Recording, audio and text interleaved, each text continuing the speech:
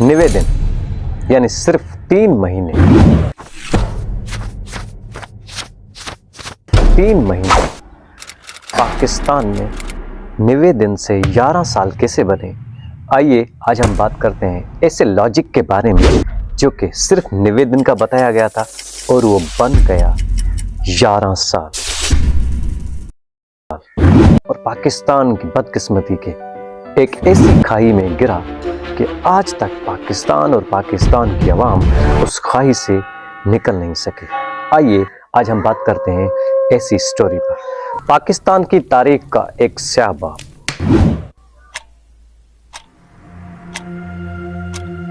पाकिस्तान का एक ऐसा आमिर जिसने पाकिस्तान की कौम के मुंतखब वजीर आजम को तख्ताएदार पर लटका दिया, आइन तोड़ा, मुखालिफिन को कोड़े मारे,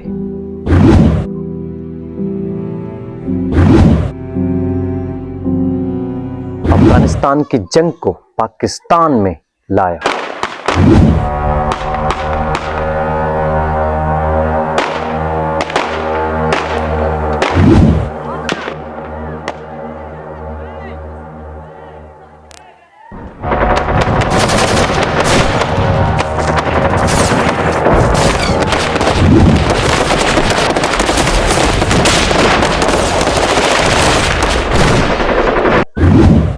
पाकिस्तान की सरजमीन को कलाशनकोफ और हीरोइन यानी ड्रग्स का तोहफा दिया।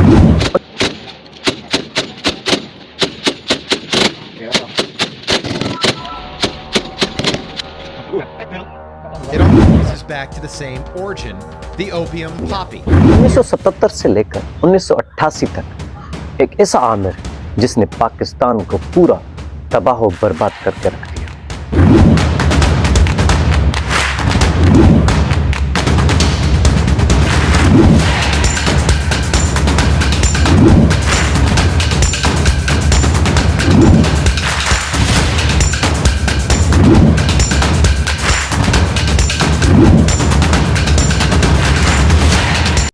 पाँच जुलाई 1977 में रात की अंधेरी में पाकिस्तान की हुकूमत के ऊपर शबकून मारा गया।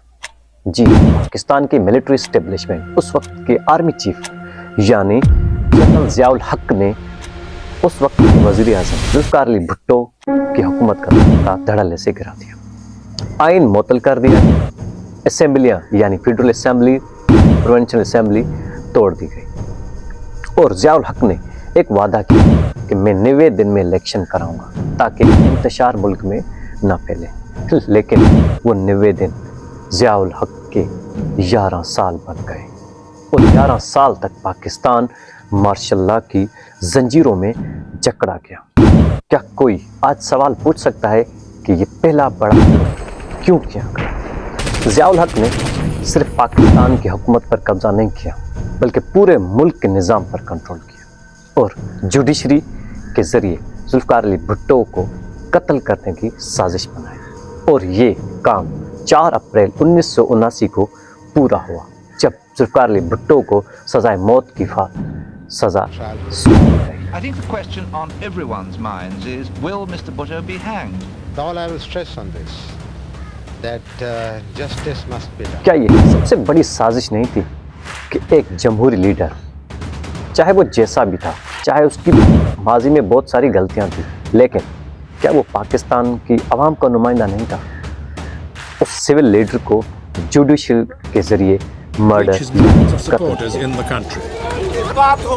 शुरू से वो अफरा तफरी चाहते थे, वो ये नहीं चाहते थे कि इलेक्शन के जरिए। The man responsible for the decision was the example I keep on giving it. We started out with an open arm, with an open hand of love and affection for the people of Pakistan. But then I find that at times the squeeze has to be applied. So now I'm trying to close the hand gradually, to apply the squeeze. Ziaul हक का पाकिस्तान ऐसा पाकिस्तान था जिसमें इजहार राय जुर्म बन गया था, मुखालिफिन को कोड़े मारे जाते थे, सियासी कारकुनान को जेलों में भर दिया गया था, सहाफ़ियों की ज़ुबान बंदी थी, अखबारात, टेलीविजन्स पर सेंसरशिप की कड़ी नज़र थी और बाशऊर पाकिस्तानी अवाम खौफ के साए में ज़िंदगी गुजारने पर मजबूर थे। जनरल ज़ियाउल हक ने اسلام کے نام پر چند قوانین متعارف کرائے جس میں حدود آرڈیننس، عورتوں کے ساتھ ظلم اور اقلیت کے ساتھ امتیازی سلوک۔ یہ وہ دور تھا جب معاشرے میں شدت پسندی کو فروغ ملا، ریاست کے نام پر مذہب کو استعمال کیا گیا اور جس کے اثرات آج تک ہم بھگت رہے ہیں۔ 1979 میں سوویت یونین یعنی موجودہ رشیا نے افغانستان پر حملہ کر دیا۔ ضیاء الحق نے یہ فیصلہ کیا کہ امریکہ اور سعودی عرب کے ساتھ مل کر یہ جنگ لڑیں گے اور پاکستان میں جہاد کا اعلان کیا۔ اس سے کیا ہوا؟ پاکستان کو اس سے ملا کیا؟ لاکھوں ڈالر آئے، لاکھوں ڈالر کے ہتھیار آئے، نتیجن پاکستان کو اس سے کیا ملا؟ پاکستانی عوام کو کیا ملا؟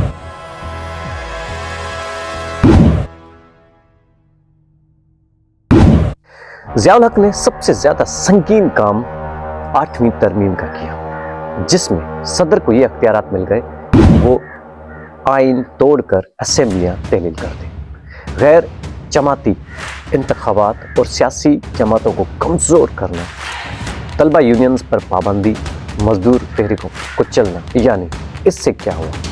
جمہوریت کی بنیادیں ہل کر رکھ۔ اس سارے ظلم اور بربریت کے نظام کا انجام کیا ہوا؟ 18 اگست 1988 کو بہاولپور کے قریب ایک فوجی طیارہ گر کر تباہ ہو گیا، جس میں ضیاء الحق، ایک امریکی سفیر، چند اور جرنیل لقمۂ اجل بن گئے۔ خبر سن لی ہوگی کہ صدر مملکت جنرل محمد ضیاء الحق صاحب کا آج سے پہر ہوائی حادثے میں انتقال ہو گیا۔ انا للہ و انا الیہ راجعون۔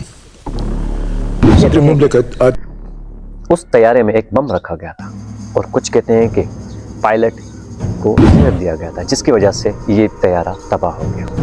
لیکن حقیقت یہ ہے کہ ضیاء الحق کا انجام بھی اتنا ہی پراسرار ہوا جتنا اس کا اقتدار ظالمانہ تھا۔